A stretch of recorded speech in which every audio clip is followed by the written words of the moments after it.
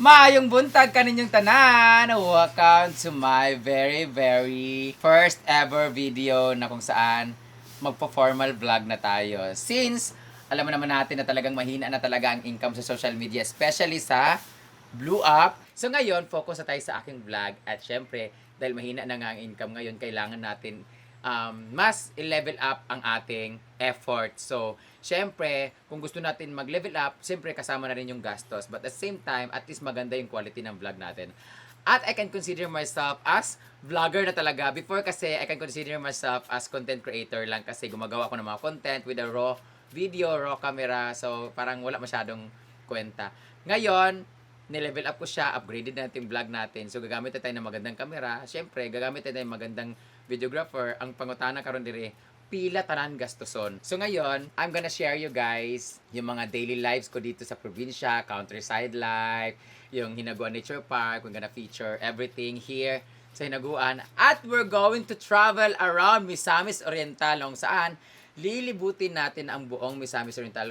What we can offer to the tourists papunta dito ng Northern Mindanao. So, umpisahan natin yan sa aking hometown ng saan Misamis Oriental. And then, lilibutin natin hanggang Hingoog, Mantikaw, Inita, Olubihid, Balingasag, Claveria, Villanueva, Taguluan, Mantikaw, Kinugitan, Medina, Talisayan, basta lahat ng munisipyo sa saan Misamis Oriental. Lilibutin natin kasi we have a lot to offer sa ating mga guests. And makikita nyo kung gaano kaganda ang lugar. May mumay, makikita nyo kung gaano kaganda ang lugar namin. Siyempre, after that, saka tayo lilibot sa buong Pilipinas. Hopefully, napakayan talaga yung mga nilook forward ko na mangyayari. But for now, mainit na bang ating kape?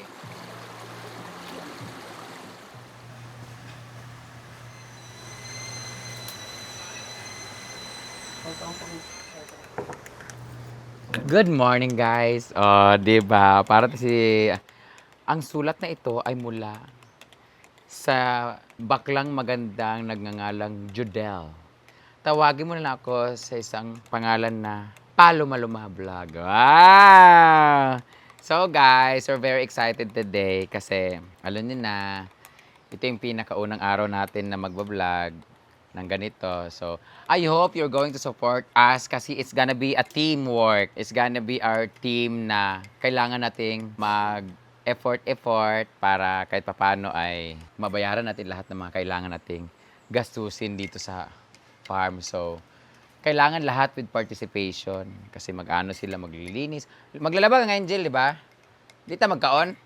Gamay raman labo nun, no? Tubig. Ay, ba? Di ta mag-breakfast. Adto man ta ilan ni Kuan. Ilan ni? Kaon taglugaw. Lugaw yung aming brunch ngayon. Breakfast and lunch na yan siya. Init na po na ng kape, oy.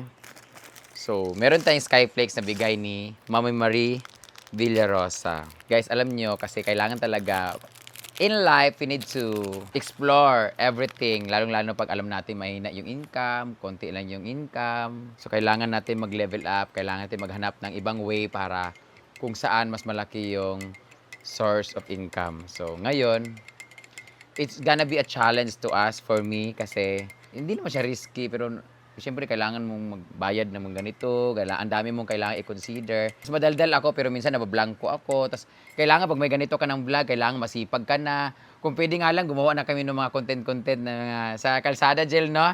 Pero sa lahat ng mga nag-event dyan or sa lahat ng mga magpa-promote dyan, I'm gonna assure you guys na I'm gonna give you a good quality of content. Yung mga nagpa-promote sa akin na bayad na ako, yung tapos na, papasyalan ko yan. One of these days, pupunta kami ng CDO, pupunta ako ng NLM, pupunta ako ng Infinity Smile Dental Clinic, pupunta ako ng Balbacua, pupunta ako ng mga different places na pinupuntahan namin, kakain kami sa ramen, mga ganyan. Wala pa yung bayad kasi bayad naman na kami noon before. So, bonus ko na lang sa kanya na magbibigay ako ng magandang content kasi it's a win-win situation naman yun eh. Nakatulong ako sa kanila kahit free yung wala silang bayad. At the same time, may nagawa akong content. So, swerte yung mga pupuntahan kong mga lugar this next days kasi mapopromote sila ng libre para sa akin ha. Malilibre sila ng promotion. Punta tayo ng CTM Bodega kung ano mga pwedeng puntahan doon, mga pwedeng mga offer nila ng mga items, mga product.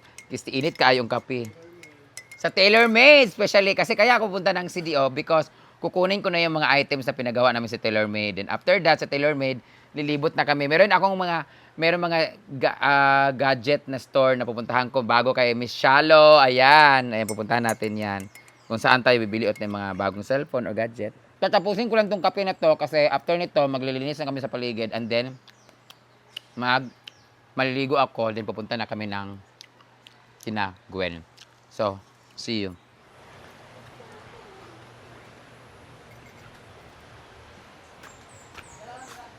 So, this is our function hall turned pickleball court. Kung saan ito na ngayong pickleball area namin kung saan dito kami naglalaro. At sa mga nagtatanong dyan, open play po kami every day.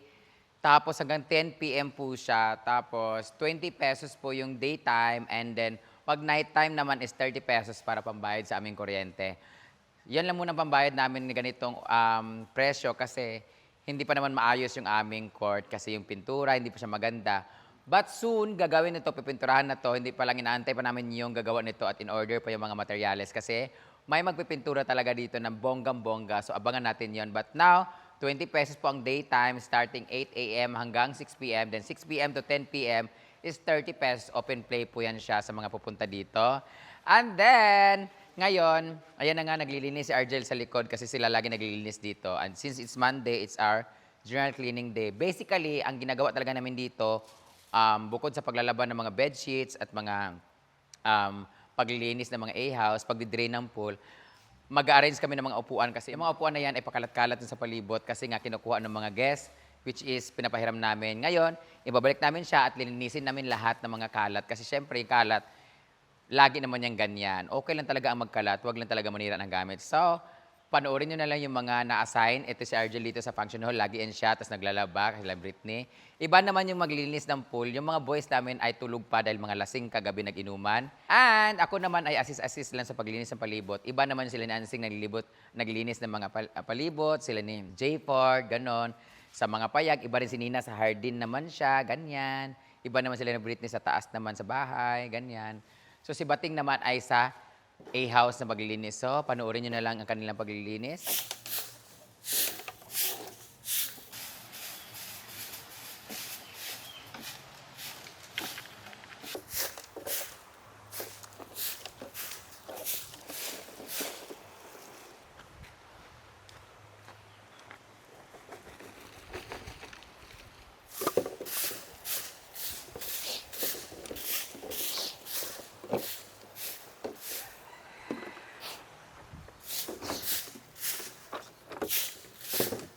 Si Bating naman guys, ay dito naman siya naka-assign sa ating bedsheet, sa ating A-houses. Siya naka-assign dito sa lahat.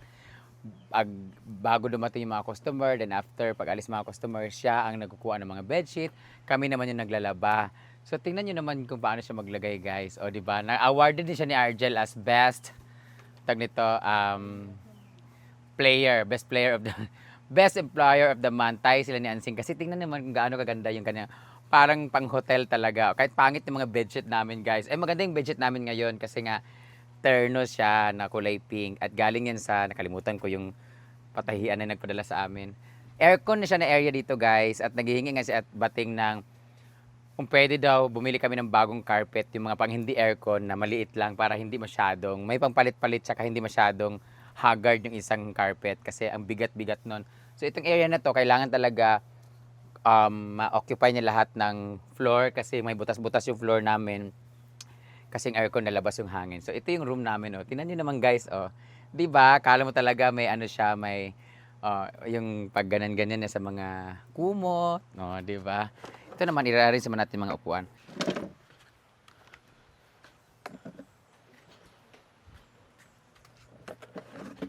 So ito naman, dito naman sila ay nagkukod-kod ng mga lumot-lumot, binabrush-brush nila ng bonggang-bongga. Kasi alam naman natin na dito talaga ay minsan lang kami naglalagay ng chlorine talaga ng bonggang-bongga kasi lagi naman kami nag-change ng water. So ngayon, ginaganon-ganon namin siya para lumabas yung mga lumot-lumot at mga impurities. Ha? Inferiorities. Impurities. Ayan.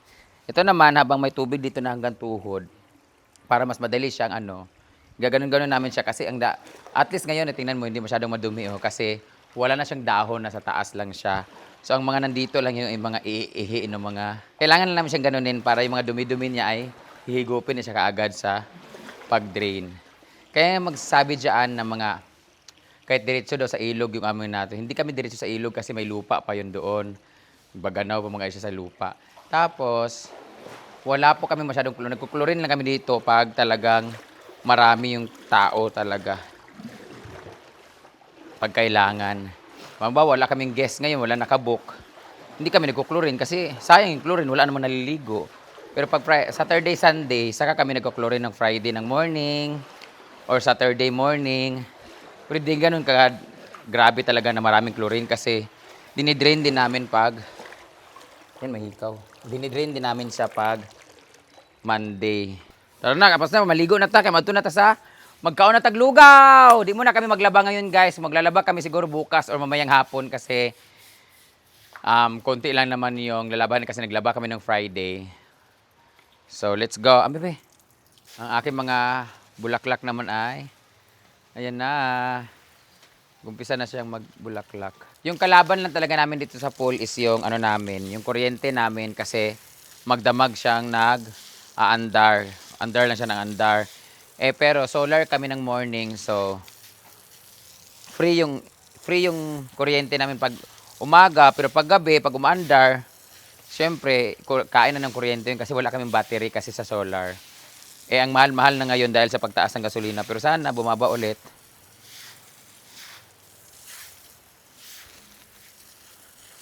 After nito, papatubigan na namin ulit. Sa Wednesday na kami pwede mag-accept ng visitor para maligo. For draining the pool, change water, change stuff. So, pagkaubos ng tubig, malinis na rin siya. Ang bilis lang, madali lang maglinis. Oh, lakas ang higop po. See? Malinis na rin siya. Finalize lang siya ng sabon and then lagay na ulit ng tubig. Okay, let's go. Lagay na ng water. Yes, tapos na nga ang ating paglilinis sa pool at nakapaglinis na rin tayo ng paligid. Tapos na ang ating general cleaning for today's video because it's Monday, it's cleaning day. So tapos na nga, salamat sa aking buting mga staff. Actually kanina tapos na rin sila ni Ansing, nagwalis na rin sila ni Judilo, kami naman dito sa pool ngayon. At malinis na rin ang function hall, open na po siya for open play sa ating pickleball. At ang palibot sa ilog ay malinis na rin siya. Yung mga payag na check ko na rin, nawalisan na rin namin. Ang problema lang talaga namin is yung kortina. Yan, mamaya pag uwi namin, wawash namin yung kortina kasi baka pinagpunasan siya, nagkatalumtum na siya, or nauulanan, or matagal na talaga siya. Kaya nangangamoy na yun sa mga kortina namin sa payag, but lilinisin namin siya later. But today, we're going to prepare ourselves kasi pupunta kami sa opening ng bagong business ni friend naming pinakamas sexy sa lahat, si Gwen Comang or kilala bilang si Penguin. Thank you so much for watching, guys. Maraming salamat sa pagsuporta.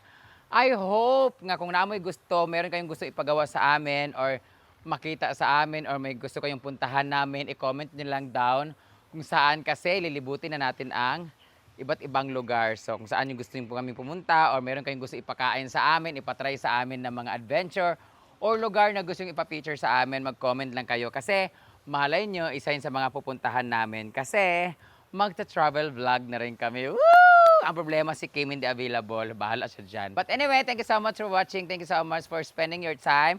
Kung umabot ka sa video na ito, mag-leave ka ng comment at sabihin mong good job, Brenda. And don't forget to watch some of my videos. God bless everybody and bye-bye.